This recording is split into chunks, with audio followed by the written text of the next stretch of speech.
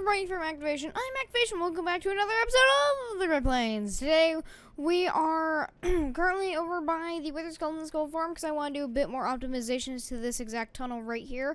And of course, this is episode 23, I think, maybe 24. I don't know, but I know last episode I believe was 22 or 3. I don't know, but of course we are here by the Wither Skeleton Skull Farm, and I want to do a few more optimizations to it because honestly, ilmango, the brilliant genius that he is, he did something really cool the other day, and I really want to quickly show it off to you guys. He made a diagonal piston bolt. I didn't even know that was possible, and it would have been really nice to know about that when I built this. But what we can do is you can have a steady diagonal line going straight down, and it's actually much faster than a normal piston bolt. It's just the ride ain't that smooth. So yeah, and that was not nice at all. Oh, our repeaters and our redstone. Okay, thank goodness we have this stuff right here. So by the way, the idea with the perimeter is going to be, we're going to have a hole dug, right? And we're going to build 4 of my mob farms I recently designed, and you guys should have seen. At least I hope you've seen. That is if it's uploaded yet, which I'm pretty sure it should be by now. But yeah, I think that's the goal. We're going to upload it, of course, and then you guys are going to be able to watch it. So that's the goal. And then we're going to be building that inside the little perimeter to use with our slime farms. So we have 8 slime chunks. So I guess we can, since a main base, we can build maybe 8 of those farms plus it's just a general mob farm. So I guess, and maybe, yeah, I think that should be cool. But I reckon about a 200 furnace smelter array with being powered with the Wither Skeleton Skull Farm and blaze rods, which is mainly the reason why I'm over here and I want to do it. So we already have about 3 double chests of blaze rods, and each blaze rod smelts about, I don't know, 12 items. And I think we have something like 12 or 13 double chests, and here come the frames back. So it's gonna boop up to like 100, like I said. So now we're back with the frames. Still a little bit herky jerky, but that's because of the system. Yeah, that's because of that system. Okay, I think I've come up with a very complicated and somewhat complicated design. So, we have a blaze rod system right here. It's super simple as soon as you get the hang of it. We have a blaze rod system right here to import all the blaze rods. So we can easily just fill up a whole entire double chest, and the minecarts will shoot out. Like I said, these comparator systems would activate, which I hate the sound of, but it is a thing. And actually, yeah, I want to actually have it activate from this system. So let me actually disconnect that real quick. Hello everyone, welcome to another time-lapse chat. Today we're going to be talking about my new CPU and things that have been happening with me. So we only have about maybe a minute and a half to talk about this. So I'm currently building a super smelter that I designed, and well, you'll see what happens. Well, back onto my CPU, I've recently upgraded my FX 8320 by AMD from 2012 to a brand new, supposedly brand new anyways, Ryzen 5 2600, which means I can actually do a little bit higher quality videos without sacrificing much performance. So now I'm recording finally in 1080p, which I'm so happy about. And I was talking with Lord John of the Prototech server and asked him, hey, what can I improve with my videos? And of course he said bitrate. My bitrate on my recording software was originally 25 seconds, or 25,000 or 2,500, which was horrible. And yeah, that was upgraded, and that's great. And also, if you're wondering why I'm deleting the whole entire new super smelter, it's because I was kind of bored and went to a new testing world, and I fixed it and made it a little bit better and faster and cheaper and blah blah blah blah blah. So yeah, we only have about 15 more seconds to talk, but yeah, I'm pretty happy with the new CPU performance, and it has definitely boosted me quite a lot.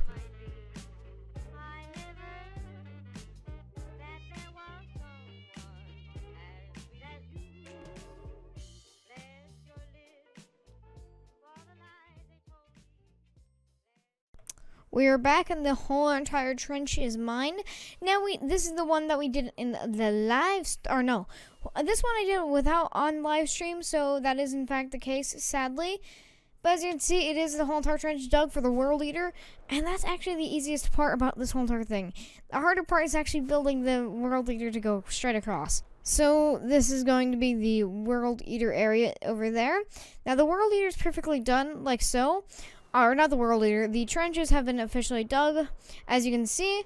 And I think it's time to head back over to the base. And I hope you guys enjoyed that little time-lapse shot of me getting my new CPU. I'm pretty proud of that. That is if we get a new time-lapse shot. I guess what we can do is simply go over here. First I'm using this. Okay, setting all that in there. And it's all getting sent out, as you can see. So it all gets booted out. It's all going through there. And hopefully all the furnaces are getting fuel. I'm pretty sure they all should be. By the way, knowing that I've only seen magma cream in here, I think I need to do a little bit of spawn proofing in here. But other than that, doing decently well. I have been too busy. Too busy. Way too busy. And voila. Yeah. You might recognize this. It's a world eater. And that's about half of the halfway point. Because I still need to do the bottom bit, and I still need to do the other bit. So, half of the halfway point. This is very old, or very annoying. And I decided to test it out a little bit. And I realized I did a little bit of an incident. Incident. 3 right there, 3 right there, 3 right there, 3 right there, 3 when I was actually supposed to be doing 2. Yeah. So for the most of it, I did the correct terms, but I'm going to have to basically move this all, 7 TNT duplicators 1 block over. And that would be fine if it wasn't already perfectly placed. I'm not too worried about it because I realized that my perimeter was already going to be much larger than it was supposed to be. But honestly, I kind of want to take a break. I want to take a big break because I've been doing this for way too long now. As you can see, I've been smoothing out the edges quite a lot.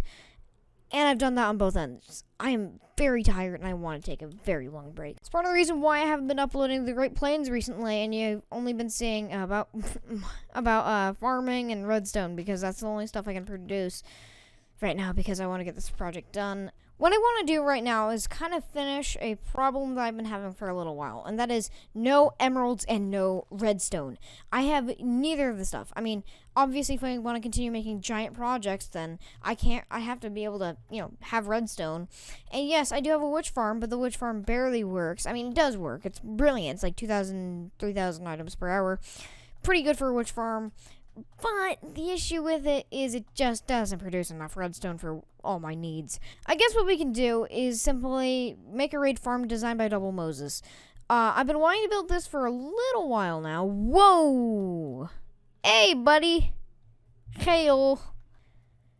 But yeah, I kind of want to make a raid farm designed by Double Moses, which should be pretty great, and I might tear it down as soon as I get my other raid farm working. And also since it's kind of based off of a bad design, I'd say. Yeah, let's just leave it. Beacon box is obviously refilled, thankfully. It's time to do something I haven't done at all, and that is use the new super smelter. So here's 14 stacks of sand, and let's come over to the other end. This room is massive, and I love it. But yeah, I guess we have to wait for all the furnaces to activate. I might actually get a little bit more blaze rods. And yeah, I actually did a little bit more decorating, like I said, so this area is a little bit nicer. Sorry about the giant bulging thing on the top left. Here, let me actually get rid of mini HUD. I'm so used to using mini HUD. I use it way too much. But yeah, I guess what I can do is let me add on. There's no way it's done. So I say there's no way it's done smelting 14 stacks here. Let me ender pearl up there. All right. And can I just ender pearl right there, please? Thank you very much. Alright, so here's a whole bunch of blaze rods once again, so that should be good. And I'm stuck. That's why we have ender pearls. It's not that fast. Other than that, it does in fact stop. So, yeah, it's been about a day later, and you're probably wondering, what the heck happened? You probably built your raid farm, everything's good. Well, I did that actually the night before, the 2 days later. So I did it the night I said, yeah, I'm gonna do a raid farm, blah, blah, blah, blah. I did that day. The issue that I had with that is, yeah, you remember a few weeks ago, actually, I think it was maybe in the last episode, it was like 4 days late, power outage, blah, blah, blah. Happened again, only it was for a day this time, which is leagues better than it was last time. And I actually have a few things I need to do still with the raid farm. I actually didn't completely finish it. I still need to add in basically the villagers, and I also need to find a way to actually, I don't know, activate the farm. Because I know that's slightly important. Definitely not needed. So it doesn't feel that weird playing Minecraft again, because it was only really a day. And that's not too big an issue. A day isn't too long. Why is oh, that's pressure plates. Oh, why is water in there? And now we have another thing I want to work on, which is actually on the left right here, top left. So we obviously need to get the villagers in there. That's annoying, but shouldn't be too difficult, so I'm not worried about that. I'm worried about wood, though, because the wood farm we did make, once again, I haven't been able to talk to Techman88 recently, which sucks, but I guess what I can do is I can start work on being able to make a little bit of a wood farm, which is Universal Tree Farm by ilmango. So I think we're just going to be doing that because I remember it working pretty much brilliantly. So it shouldn't be too... Why am I taking out firework rockets? It shouldn't be too difficult. I need my redstone box, which is right there. I know. Okay. So I need few repeaters, right? Yeah, I'll just get this on.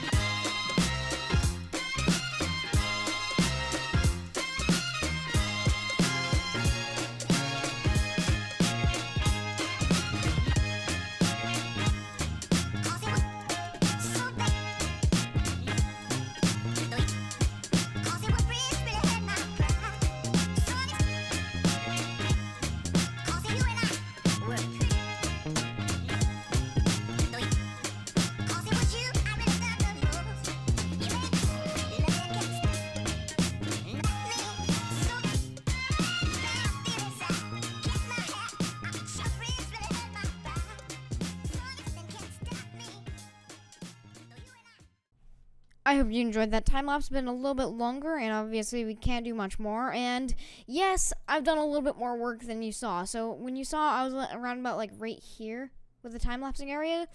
And now I've done a little bit more in TNT land. I've done the TNT blowing up thingy with a little bit of add-ons with the, of course, transporting all the logs, with a little bit of add-ons like a new TNT duplicator, the old, since this was designed in 1.11, which makes sense. Okay. And I also added this little system right here because the system kept messing up, and I don't know why you can't hear anything. But there's a little bit of a glitch happening that the system kept blowing up. Or, yeah. So it's actually, this observer, the main system is like, if a log goes above the main pushing pistons, what will happen is the observer will detect it, push this observer up, which will detect this whole entire system.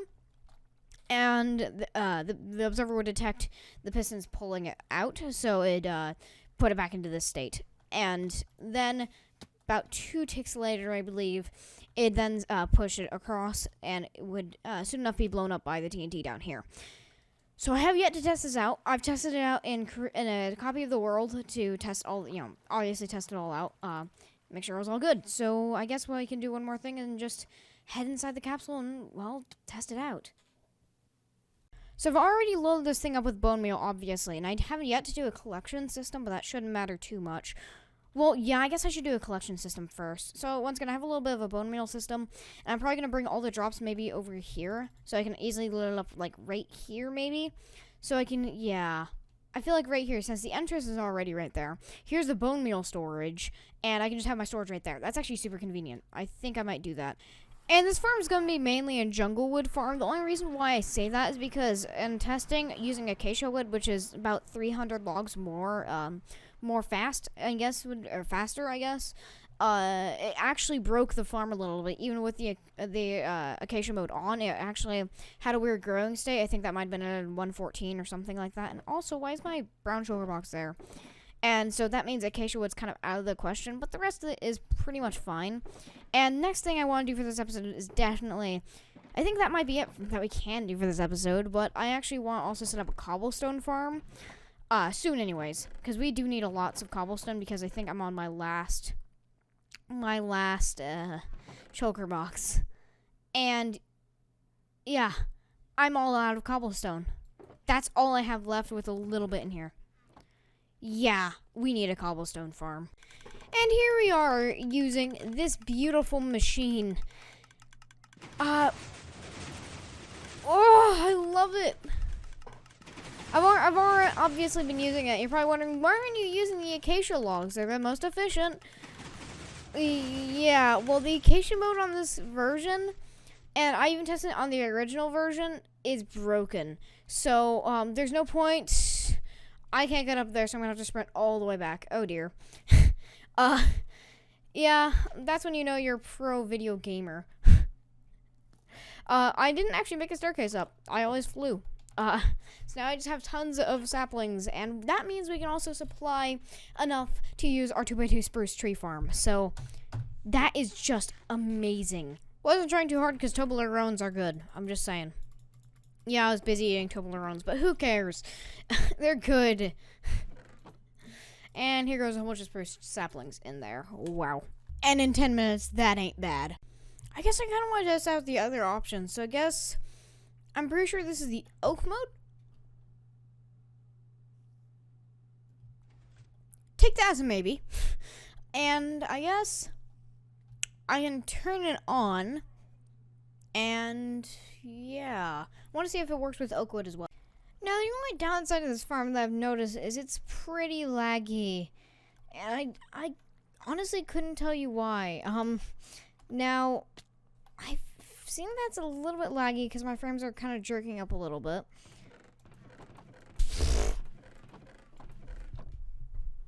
That's a lot of bone meal gum. So if you remember, my issue with the old 2x2 spruce tree farm, originally that massive one that I built, that took me forever to build by Techman88, remember? This one, the reason why I haven't been using it is because it didn't return enough saplings. Now that I have a lot, and I mean a lot of spruce saplings, I'm finally able to actually use that farm, so I might actually do that. Well, once again, I guess I can use it now. So this is by Techman88 once again. Okay, there you go. It started. It's working. Anyway, I'll just keep AFKing at this. But honestly, this video has probably been a little bit too long.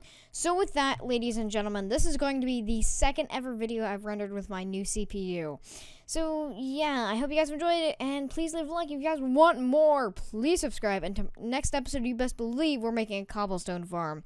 Well, I'm Activation from Activation. Thank you guys all so much for watching, and I have to say goodbye. So goodbye.